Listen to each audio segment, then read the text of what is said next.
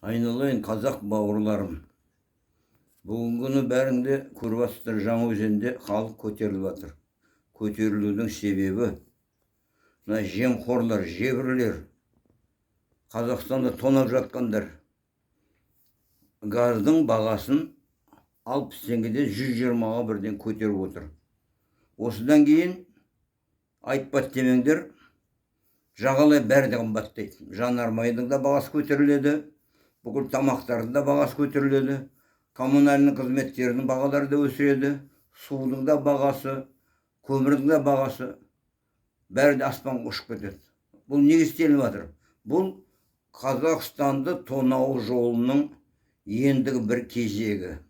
Қанағат жоқ, жебірлер, қанағатты білмейтін ұрылар, жемқорлар Қазақстанның жерін тонап, қазақ халқысын әбден мүсәпірлікке отырғызу енді бір кезегін бастады.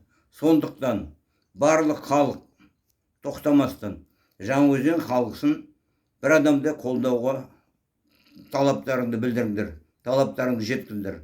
Мен де Өтен Сәлім жазушы, заңгер, қоғам қайраткері, Қазақстан Республикасының президентіне 2 мәрте үміткер болған қоғам қайраткері, талапты қолдаймын. Жаңаөзен халқысын толық қосылам, қолдаймын. Барлығынды шақырам. Бірінші кезекте жақын тұрған Атырау, Маңғыстау, Ақтөбе, Орал облысы, одан кейін бүкіл Қазақстан, жаппай Қазақстан Жаңаөзен халқысын қолдауға дайын болуымыз керек. Ұмытпаңдар, 2011 жылы желтоқсан айында мына жебірлер полицияның күшін пайдаланып, халықты атуға ашық түрде шықты. Енді біз сондайларға сол қылмысқа жол бергізбеуіміз керек. Халқымызды, қазағымызды қорғай білуіміз керек. Қазақстан тек қазаққа керек, ұмытпаңдар. Басқа ешкімде қазақтың жолын жоқтап, қазақты қолдауға шықпайды.